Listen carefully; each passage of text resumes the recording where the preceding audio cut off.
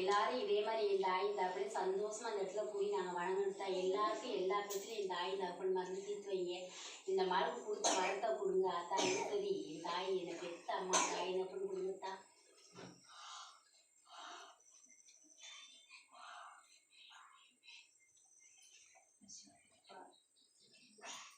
கேள்விசத்து என்னன்னா இன்னைக்கு எங்க அம்மா மலரடியே என் கையில கொடுத்துச்சுப்பேன். அதே அங்க இருந்து கேள்விசத்தேன் விழுந்துச்சுல அது இருக்குது மலர் அள்ளி என் கையில கொடுத்தாங்க. சரியா? அதனால என் பிள்ளைய நல்லா இருக்கணும்னு சொல்லி என் தாய் மலர் அள்ளி கொடுத்துருக்காங்க. அதனால நம்முடைய வாழ்க்கை எல்லாருடைய வாழ்க்கையும் மலர் போல மலர்ந்து இருக்கும். சரியா? தாய் சரி தாய் எல்லாரும் சந்தோஷமா இருக்கணும். என் தாய் தப்பன் கொடுத்த ஆசீர்வாதம் எல்லாருக்கும் இது என்னென்ன பிரச்சனை இங்கே கூடி இருக்குமோ எல்லாருக்கும் எல்லாமே தீர்ந்துச்சு. என் தாய் தப்பன் அவங்களை ஆசீர்வாதம் பண்ணுறாங்க. சரியா?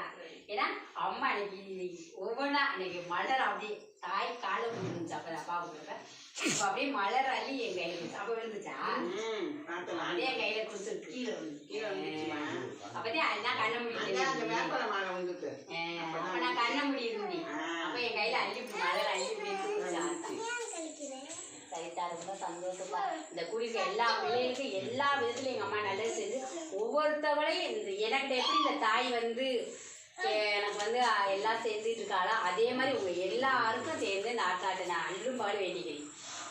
இந்த மகளை எப்படி தான் நல்லா வச்சுருக்கா சந்தோஷமா வச்சிருக்கியா அது மாதிரி இங்கே கூடியிருக்க எல்லாரும் என் சாமி பார்க்குறவங்க எல்லாருக்கும் நான் ஒவ்வொரு நாள் வேண்டுறது அதே. ஃபஸ்ட்டு உன்கிட்ட யார்த்தா போய் சாமி பார்த்து உன்னுடைய தேடி நாடி ஓடியாராலும் அந்த பிள்ளை விட்டு எல்லாரும் நல்லா இருக்கணும். சரியா? அதனால் நம்ம எல்லாரும் சந்தோஷமா இருப்போம். இந்த பரான்கரையில் சொன்னாப்புல பொறுமை அப்போதான் முன்ன தொட முடியும். அவசரப்படக்கூடாது எதுக்குமே. இப்போ நம்ம ஓட்டமாக ஓடலாம். அப்போ முன்னாடி போகிறப்ப எப்பயுமே வந்து பிரசாதம் வந்து நிறையா வச்சுருப்பாங்க. ஆனால் பின்னாடி இருக்கிறவங்களுக்கு வேணும்னு என்ன பண்ணுவாங்கன்னா கொஞ்சம் கொஞ்சம் தான் கொடுப்பாங்க. ஒரு சில இடத்துல பார்த்துருப்போம். ஏன்னா கூட்டம் இருக்குது பின்னாடி கூட்டணும் அப்படின்னு கொஞ்சமாக கொடுப்பாங்க.